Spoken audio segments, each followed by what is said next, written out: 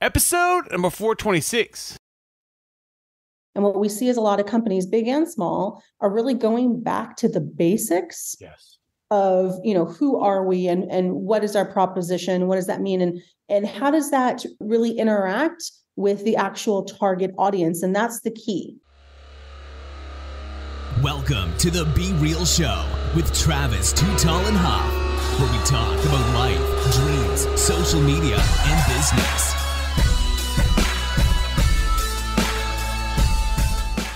Well, hello and welcome to the Be Real Show with Travis Too Tall and Huff.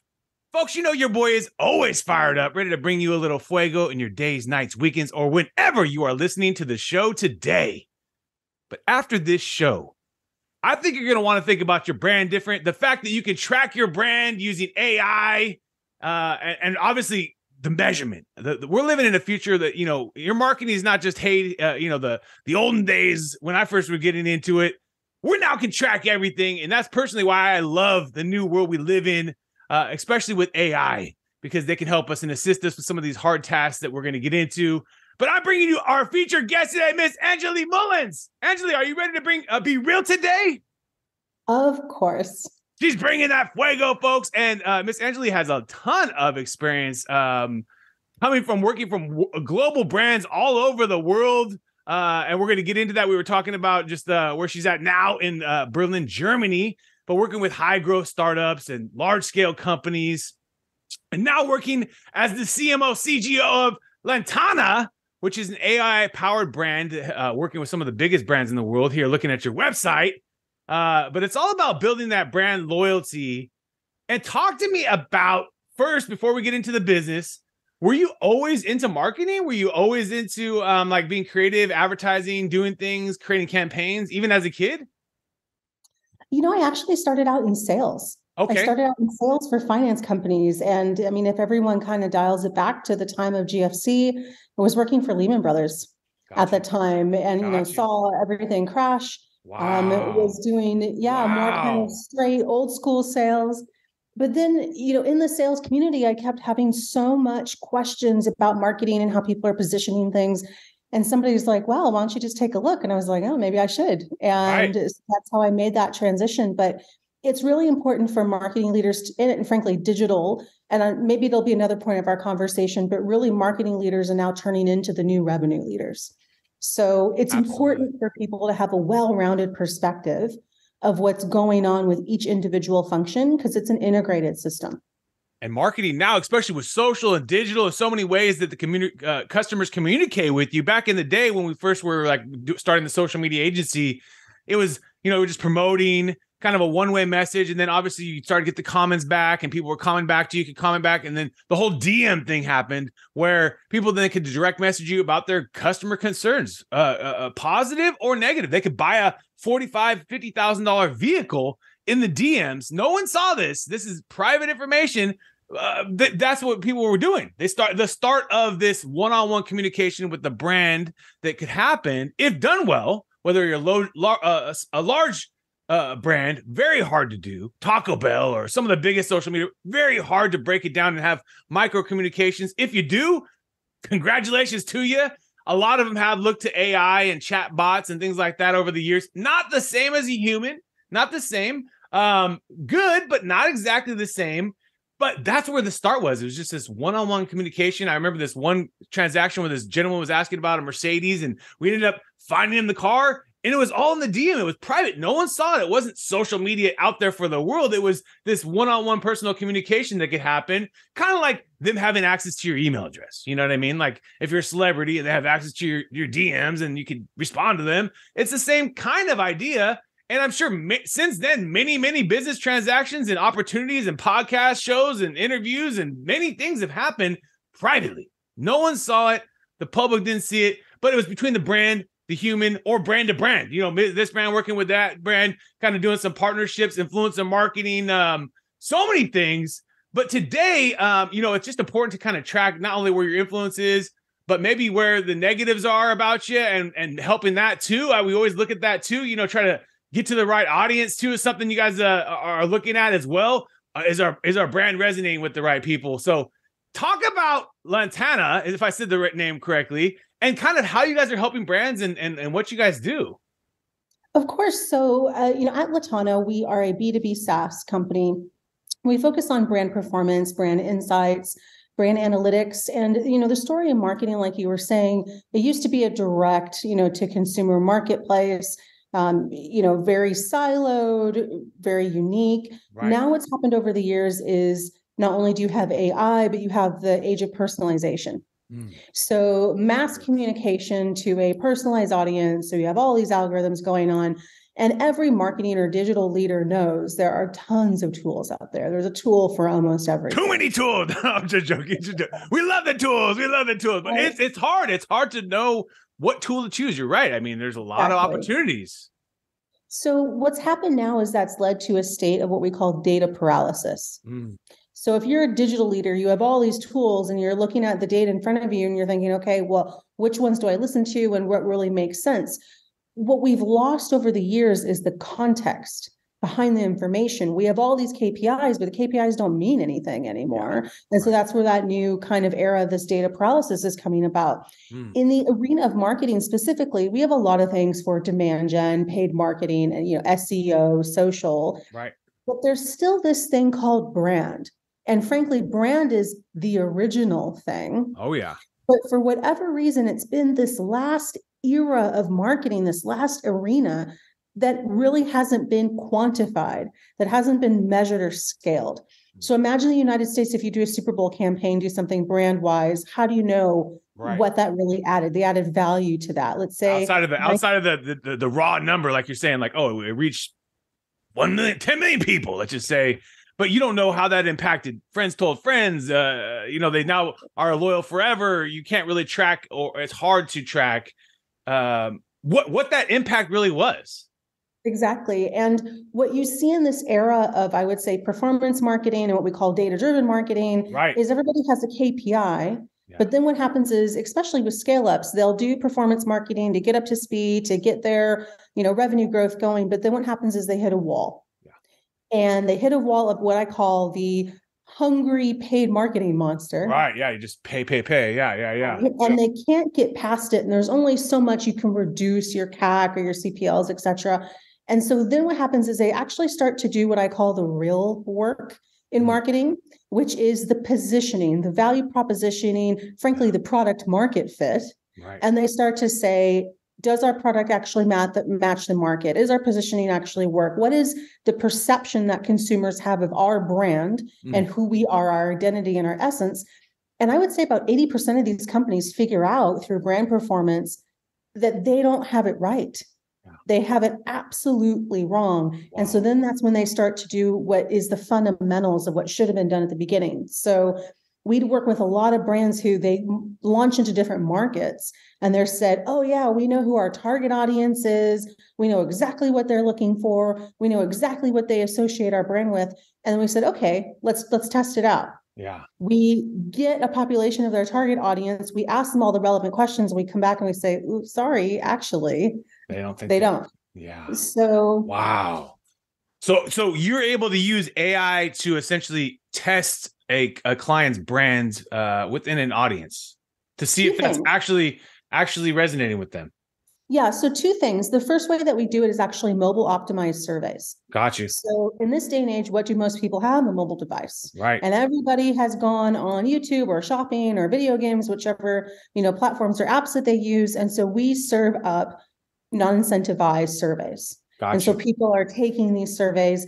And what the AI and the machine learning does behind the scenes is it takes out, any anomalies, it takes out bots, it takes out people who are, obviously professional survey takers, and then we can really go in on your niche audience.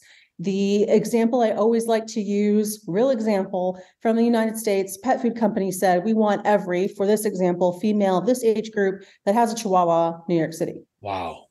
So we're able to go in, get that information and really say, okay, do they know your brand? Down the brand funnel, what's the preference? What's the consideration? What are the associations? Does your audience think that you're progressive, cool, funny? All of these things make a difference in your go-to-market, in your positioning, the types of campaigns you're running. And when you think about the accumulation of all that, that is millions and millions and millions and millions of dollars or euros, whichever currency you're in. Right. And also, it's also about the efficiency, like you said, because many of these businesses are literally, whether you're on a digital self-serving platform, running Facebook ads, any of the obviously popular places you could run digital ads, we get into that many times. They're going to take your money. They ain't going to exactly tell you how efficient this is going to be, if bots are clicking this, if, who you're targeting the wrong person. So going into that, even before you do big paid pushes, it's only going to help all your elements of your campaign, even from the beginning, whether you're even just getting started in a branding process on a new product, or a launch of a huge, big product, or you're pushing out, heavy dollars in paid ads. These kind of information tactics should help create a much better transition into your ad campaigns, if you know what the people that you're talking to really care about. Exactly. You can't talk to them like they know your brand if they have no idea who you are. We're, welcome to T Hub's Waffle House. I've never heard of T Hub's Waffle. I have no idea who this guy is. Denny's. Okay, I know Denny's. It's a brand. It's they put a lot more investment in that first step. So for me to get to them, what do we got to do? You know what I mean? And obviously you're able to figure that out. And obviously you're also working with huge brands that still need to stay at number one. Now more than ever, it's harder to stay at that top level. Tons of brands innovating and pivoting on spaces, and to stay as a top business, it's a hard thing to do. Yeah, it's interesting. I mean, we started with Latana working with small to mid-sized brands to help them grow, the obvious reasons. But then we also started to transition towards larger brands, because what larger brands found is large brands usually have what we call umbrella brands. So think of like a Procter and Gamble. They have tons of umbrella brands, and a lot of people will buy particular products and not even realize that it's a different brand. Totally. So it's the same kind of thing. Or if you take a very well-known company like an Amazon, they have all kinds of sub-brands: Amazon Fresh, Amazon Prime Video, Amazon Mom, etc. And so how are these different things positioned? It's super important. So we have companies of all sizes coming to us asking for, how do we launch in a different market? They're going to do a rebrand. How should we position ourselves? What is the view of our target audience in certain locations? Mm-hmm. Another thing that we actually see coming up, Travis, is a lot of these city campaigns. So think if you are a mobility company, e-bikes, e-scooters, something like this, where let's say you're launching in New York City, it's going to be completely different than the way you're launching, London, Paris, Berlin, Stockholm. So we have a lot of companies doing this type of different perception, brand performance. And so that's where our tool comes in. It seems like all brands at some point, the more that they can break it down to that geographic micro campaign, whether it's on broadcast TV, talking to your local audience market with your McDonald's here and your local celebrities or whatever it is, the better it resonates. It's harder to do. That's why obviously it's amazing with AI and so many different tools that you can do to kind of use some of these faster ways to personalize things. But what an incredible thing to have at our fingertips for brands. I also could see a lot of advertising agencies, because we have a lot of advertising agencies and owners listening to this as well. I think that they definitely, I always say it's a marketing is a what have you done for me lately world. And these are the kind of tools that you're ahead of your competitors. Say, hey, we're using Latana to break down your brand's performance. We're making our kind of executive decisions based on this results, and those are the things that not only secure new business but also can keep the clients that you still have as an agency, because at the agency level there's a lot of turnover sometimes between agency to agency within brands. Yeah. And a lot of times agencies will have a portfolio of different brands and they want to be able to maintain the portfolio. And like you said, they need something new to offer. But the work that we do at Latana, it is time intensive work. It has a lot in the scenes. So this is something that a lot of agencies aren't able to offer, which of course is added value for them. Yeah, exactly. I mean, it just makes sense. Partner up, let the teams do the work. I mean, you don't need to even worry about making that much money on the service. It's just providing that service to them with limited capacity, because the agency model as of 2009 has changed a lot. I mean, I started in my business 2009, saw these huge agencies and then watched them morph to, hey, you can work wherever you want, give you a mobile phone, give you a computer, work where the hell you want. Our offices are smaller now, but you can work from wherever. And they're obviously still thriving and happy and trying to figure out ways to continue to offer services. But these are the kind of things that more and more agencies are looking to do, because just the capacity limitations of the agency, it doesn't make sense to bring all these things in-house. It just doesn't make sense. Or in most cases, you're not going to be able to beat the world top leader at this service. So why would you want to do that? Why not just offer the brand loyalty? Hey, we're specifically with Latana. They're back in. They're the best at what they do. It just adds more credibility to your agency instead of trying to pretend like you do it all. A lot of agencies try to pretend like they do it all, and I think there's a lot of value to having some proprietary, stuff that's the secret to the sauce.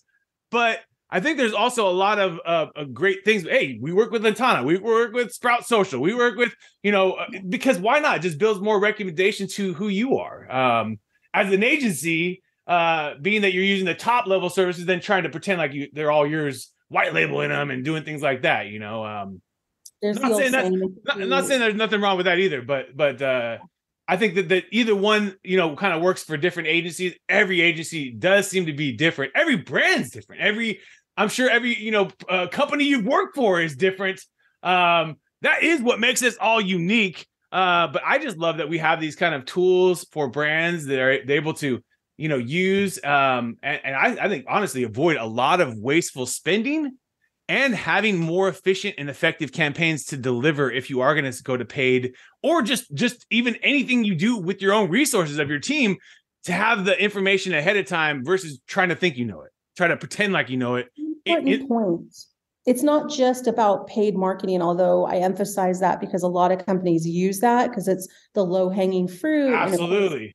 And you directly calculate your perceived ROI. 100%. But when companies hit that wall, they figure that they haven't done the fundamentals.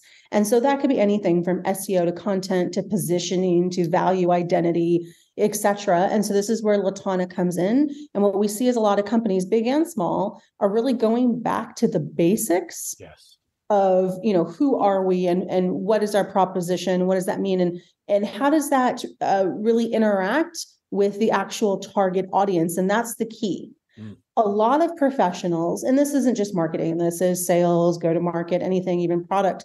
They sit in their own virtual offices nowadays, and they think up together of what would be awesome. Yeah.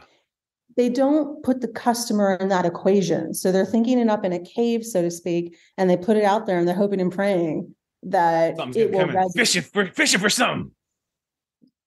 But most importantly, the biggest thing is you're not realizing maybe there's no fish in the pond. Maybe the fish have gone to somewhere else. Maybe they've morphed. They don't even like what you're fishing. That is the truth. And I always think the biggest thing now is that businesses are spending so much money in paid, as like you said, it's a low hanging fruit, easy to do, get on some Google ads, get on some retargeting, But the thing is, before you even do that, they forget all those kind of, like you said, the hidden gem is that we have who you want to target right here. But you got to spend a little effort and energy either on your own, or you got to spend hire Latana to do this for you, because otherwise it's not going to happen. And you're going to be, not even knowing who you really are targeting and what they really care. You're kind of, like you said, just, hey, I think this is a great idea. Let's run this campaign. And sometimes that works too. Let's just be real. Marketing, 50% works, 50% doesn't work. They always said that little funny statement, but truthfully, if you have that data up front, let's just be real. It's got to be better. It's got to be better. More efficient. More efficient. But what happens is you will scale faster over time. And you won't have these big cascades. So the ups and downs in the graph, you're not going to see that. You're going to be able to scale faster over time. But what's happened in the last 5 years is a lot of companies, this, super fast hyper growth. And everybody's looking at these quarter over quarter numbers. And every quarter has to be better than the last. Yeah. 30% over 30% growth over growth month. It's like, oh my God, how fast are you going to grow? So it just creates these short-term strategies. And what we're seeing now is the downfall of the short-term strategies. As you know, in 2023, everybody's focusing on the almighty profitability, kind of numbers. They want, more stable growth.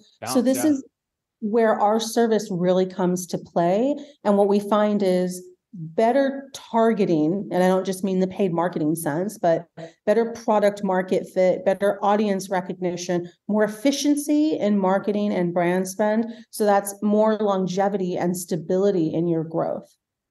That's the bottom line. She said it. She spoke the words, folks. You got to be smart with your dollars right now, whether you're a small business, big business, whatever. You'll be out of business if you don't got that money flowing. And especially considering someone isn't always, remember Mark Cuban's, someone's in a garage trying to take your business from you, from all of our businesses, whether that's ChatGPT and some kid using ChatGPT or whatever. You always just have to be, kind of lean and mean. And I think now, like you said, now more than ever, 2023, everyone's thinking that way. Most businesses, you're seeing the head counts go down. You're seeing the efficiency. And that leads right into the marketing spend. That leads right into everything, your own team's resources. So make sure you're getting powered up with Latana. And now we're about to get you into our top 10 with our top 10. Are you ready, Miss Angeley?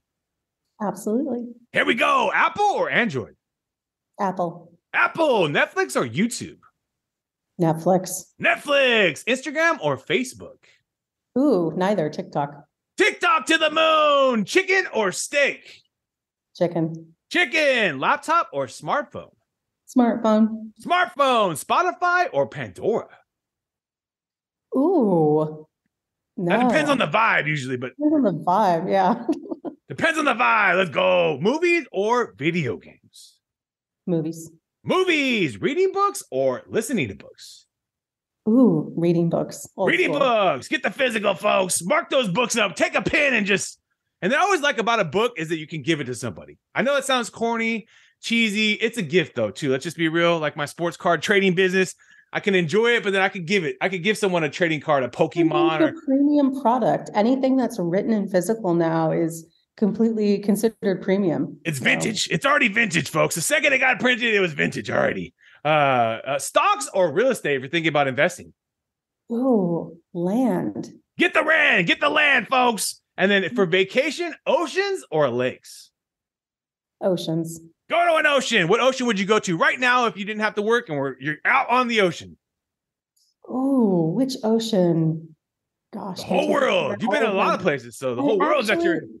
Would love to do a tour of Antarctica. Ooh, that would be a different ocean, a cold ocean, but very, like not very many people have seen that in their lives, So that would be a very cool one. Not many people maybe ever get to experience that. So that'd be a really cool one. Just get nice and warm and you're good, folks. They got the like ice breaking boats, and I've seen a few videos on it. It's pretty cool. When you're waking up in your morning, you're getting pumped, energized, ready for your day. Why do you love being you? Ooh, tons of new experiences. I've always been a person that takes the road less traveled. Nice. So for me, it's about constantly overcoming, what if this, what if that, and just getting those new experiences. A lot of people just tend to live in their same bubble and the same track. But for myself, it's always about, okay, what's next? Who can I meet next? And it's kind of that reality that you haven't experienced yet. So it's very exciting, I would say. Yeah, the truth is we all go back to what we know and what we're comfortable with. And that's always I always say about starting a podcast, like when I did 10 years ago, never thought it'd be kind of where it is today. It's still maybe nowhere near like where Joe Rogan's at or nothing like that, but we're happy where we're at. And it's just a fun little mix. And it keeps me on my toes. Like you said, that new people you get to meet, new mindset, provocative to your mind, but also to the listeners, and let them listen to that. And it's just for fun. It's fun too. At the end of the day, if you don't take life a little bit fun, that's a piece of it. And that's what you're saying. Like, the road less traveled is, maybe the fun road sometimes, because that's the safer road. The fun road is like doing something you've never done before, and I think that's unique. And not many people can say they do that every day. So live a little bit, folks. Do you think you'll ever retire? Do you think you'll ever retire from marketing? Do you think you'll ever retire from business and hang up the hat? I'm not sure if people retire so much nowadays as they kind of change their vocation or their interests. So I've seen people do business, for decades, and then they're like, okay, I'm going to do something completely different. So yeah, that's true. Nowadays, and people are living so much longer now. That's true. Yeah, if you ended at like 60, you might be like 50 more years of retirement or something. You're like, we got 100 more years, folks. What the hell? People might be retiring like at 100 eventually. I think you're right. I mean, it just changes what you want to do. And I think even those that have tons of success and retire early, they don't know that that's really, the greatest thing. So everyone likes to do different things, but I'm always curious on that question because I think it's true. it's kind of evolved. It's kind of evolved now because you can do so many different things, whether it's you could be a business coach or you could be a speaker or you could be a podcaster or you could do these things as in retirement, and you could still be hustling and working and having fun and living your life too, traveling and doing all those things because of obviously the digital age we live in too. It hasn't slowed you down from getting to live a little bit too. So that is cool. And it probably could only get cooler here in the next coming years. Do you have a routine on how you start your day? Actually, I don't. And I know this kind of goes against, what a lot of people say. Some people are routine people. For myself, because I like experiencing new things, I'm not. Also because in my career, I handle so many different things. Right. It's impossible, to have a routine. Completely structured. Yeah, for me, I like the spontaneity. I like the creativity. I, like things that are a little bit more mystery. So for me, it's nice to wake up and be like, okay, what's going to happen versus I have my schedule. Because for me, that would be a little bit too boring. So some people are too crazy about, I wake up and 5 seconds later, I do this and 5 seconds later. And hey, like I said, everyone's got their own thing, that makes them go. But I think there's a piece to just the unknown and also having some structure. I need to know what times I got some things at, but then not be too crazy about it. To enjoy just life and just enjoy a beautiful day. Because I had to 5 seconds later, I got to do this. And 5 seconds later, I got to do that. And planning every 5 seconds. I'm listening to a book about that, actually, about planning every microsecond. So it's fascinating on a major scale, how those 5 seconds could change your life if used correctly, but also it's kind of crazy to think you're going to plant every 5 seconds, especially as a father, a papa, entrepreneur. It's just these kids, they crazy. Do you have a favorite app or a tool outside of Latana that you use to just throughout your day? I do. So everyone who knows me knows this about me. I love the app Calm.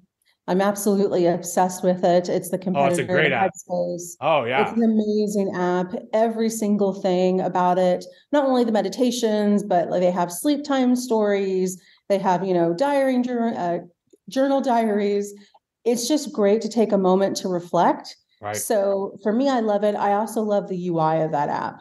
And coming from a background where I'm passionate about brands, and of course, with Latana and brand perception, the way that they've built their brand and their identity is absolutely amazing. Yeah. Where I look at Headspace, also another great company, but when you think about the concept of relaxing, they put this bright orange up there. And there's actually a science and a psychology behind colors and what that does. And I'm like, not relaxing, not so much. So I really love how Calm has positioned themselves, all the celebrities. So, people that are fascinated with celebrity voices, the David Attenborough, that kind of thing, the Morgan Freeman, you can hear them reading you a story. Not so bad. Yep. I think the guy that created that was like the guy that sold that like $1 million pixel website. Have you ever heard of that? He sold each pixel for like $10 or something like that. And then it was like $1 million. All of them had like little advertiser space. And then he was now the founder of Calm, and let's go. He's in the driver's seat. An incredible tool for meditation. That was my very first app that I used meditation on. So like you said, it gets those people that haven't really got into that, making it a calm experience. And you can also find their videos on YouTube if you guys want to check it out too. They have a lot of great content on YouTube where they repurpose a lot of that stuff too. If you're just wanting that time and don't have the app open or just wanted some peaceful stuff. A couple last questions for you. If you could sit down for a chicken dinner with anyone in the world, who do you want to sit down with today? Oh my goodness. Helen Mirren. Nice. Let's go. Yes. An amazing actress from what I've seen, but also she didn't actually really start the height of her career till she was 40 plus. Wow. And so, we see a lot of the celebrities and actors and actresses, they're young, you see them grow up and all that. But I'm fascinated with people who start their careers later in life and make it a huge success. So I'd really love to sit down to her, the wealth of information. And she also makes aging look graceful. Yeah, she does. There's a lot of pressure these days for that. So I would love to pick her brain with all kinds of questions. That is true. And they always say that Warren Buffett accumulated the most amount of his wealth after 50. So people think of Warren Buffett as like this guru and don't realize that, 1 to 50 wasn't the same as 50 to 90. So don't forget about 50 to 90, folks. As we are living longer. And also, like I said, that's what's keeping his legacy would be completely different if he had just given up at 50. He wouldn't be Warren Buffett.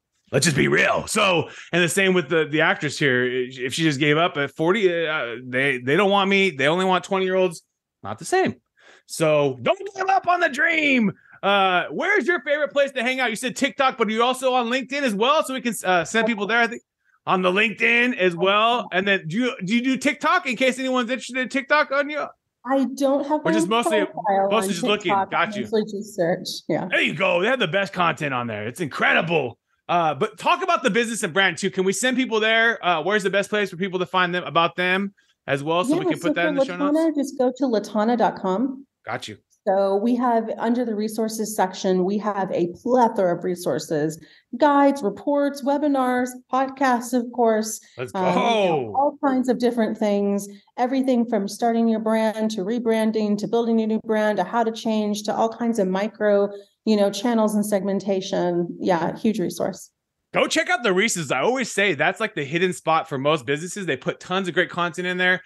Not paid. A lot of times it's just free, and take advantage of that before you even start with a paid service, because at least get prepared for it, and then get some ideas, maybe how to use the product, how other businesses are using the product, etc.